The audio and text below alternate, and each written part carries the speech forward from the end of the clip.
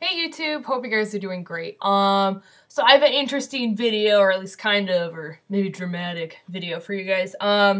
We got to go to the Bahamas, Exuma. That was pretty cool, and so I got some sun. But here's what's weird that's going on. I think I have vitiligo, which is kind of basically that autoimmune disease that Michael Jackson had, in which your pigment is changing, and it's not peeling or anything like that. Earlier in the winter, and this is in Michigan, so you're not really outside that much, you don't really notice anything, I started to notice I was getting these rashes on my hand. And I have a cat that I'm allergic to, and I thought maybe it was like an allergy or I just had eczema or something like that. And it would itch really bad. And then all of a sudden it cleared out. And when I was in the Bahamas, something like really weird happened. The skin's very smooth, it feels completely identical, but I've got like this pigment change going on in my skin. And like it feels completely like normal skin or whatever. There's no like raised skin or a rash or whatever. And it's happening on both hands, so it's symmetrical, which is kind of a key component of vitiligo. And it's also starting on both sides of my nose here. So, hopefully I won't look like a leopard or a cow soon, but I'm worried about that. And then like I've seen it all along here, so I got my suntan. But yeah, so I'm a little bit worried about that. It's pretty shitty. So I think it's an autoimmune thing. My mom has a problem with an autoimmune thing, but she doesn't have any like pigment change going on like that or like rashes like this on the skin. They say there's no cure, but I'm a big believer in like alternative healing and different supplements like that. And speaking of that, I'm going to tie this in. Guess what we're getting tomorrow? And adding on to our mini farm and our chickens. Goats! So I'm getting 2 goats. I'm going to milk them. We're going to have raw milk. I understand the dangers of it, and you just got to be cautious and test your animals and sanitary protocol and all this other stuff. So I've got everything ready.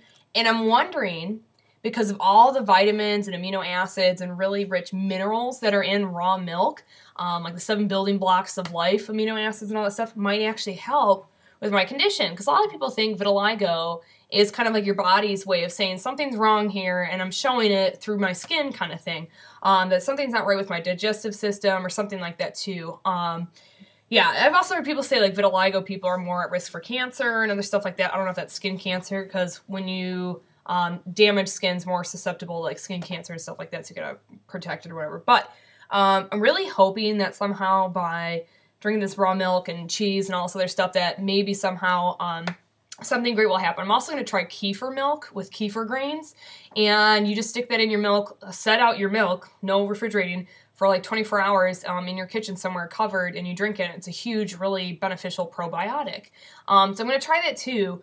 I'm also going to make like goat milk soap and all that other good stuff too, and all this other stuff. So I don't know what's going to happen. I'm not really excited if it is vitiligo. I mean, like, who would be? And a lot of people are like, oh, whatever. Like, I can handle it being on my arms and stuff like that or whatever. I just like, not on my face. I really don't want it on my face, but there's makeup. And I'm trying not to be dramatic or get worried about it. And it does bother me, but because I already have kids staring at my hands. So I'm like, oh my God, what if it happens on my like legs and face and everything else? So like, what's wrong with you? So I'm just going to tell them I was a prisoner of war and I was held captive, and in order to obtain information, or tried to obtain information from me, they put like acid on my hands and tried burning me, but I refused to share my my information. But I don't know, you could probably have fun with it, just different stories too. Like, oh, I was burned alive and blah blah blah, and they'd be like, what?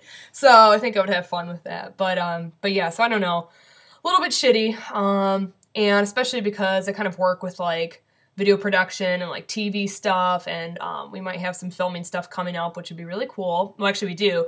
A couple different projects, so that'll be neat if you guys follow my paranormal group. It's kind of in regards to that. Or I think our YouTube thing is Michigan PRA.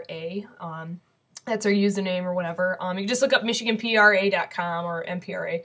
But anyway, so shitty. So does anyone have vitiligo? Have you tried something that works really, really well? Is there some like documented, not cure, but like way to kind of treat it, because I heard that kind of spreads to your whole body, so I don't want that. Please, no. So anyways, it's so funny though too, because I've gained weight and I swear to God, I have a problem with my thyroid, but they tested me, some endocrinologist, and it's like, well, you're normal. I'm like, well, this is not fucking normal. So I've got some weird shit going on. And they think it's related to that, hypothyroidism, or autoimmune disease. So I'm kind of pissed because maybe this all links together and it makes sense why I gained weight, which all links back to after I had my tonsillectomy. Gained I lost 15 pounds at first, had a really bad infection. The University of Michigan refused to help me after the surgery. They're like, you don't have an infection. So I had to go to Sparrow. They gave me morphine. It was great.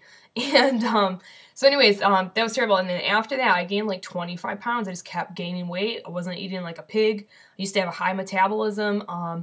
Nothing changed, and this was weird. And I looked up, there's a link between childhood obesity and tonsillectomies. So there has to be a link between adult tonsillectomies and obesity as well. There might be something that we actually don't know about the tonsils. Oh my God, can we imagine that? We don't know something, what?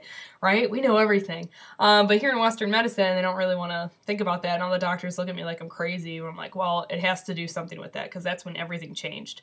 And ever since then, really tired, have probably thyroid stuff. So we'll see, but I'll keep you guys updated. I'm so freaking excited for our goats. Milking some goat TTs out there, and but it'll be neat, and I've got everything prepared. I built a goat palace, so you guys will have to check it out and see it, and yeah, so I'll keep you guys updated. Any insight, I would appreciate it. Someone wrote me a really shitty YouTube message, what the fuck, you sound like you deep throat people and chain smoking 40-something-year-old or blah, blah, blah, and I was like, thank you. After, that was the week I got home, I had lost my friend who died. My parents' house was hit by a tornado. My grandma had to go to the hospital for heart problems, or my dad had to go to the ER as well, my grandma's heart problems, all this other stuff, and it was just great to get back from a vacation, and that's the first email I read. So YouTuber trolls, you don't know how you affect people and you're an asshole. So if you can't say something nice, don't say it at all, according to Thumper. And I think Thumper was a very wise rabbit and had lots of insight to share. So, but anyway, so love each other, be respectful of each other, help out, be a good person, and do your best in this world. I think that's the challenge. So you guys have a great day and take care. Bye-bye.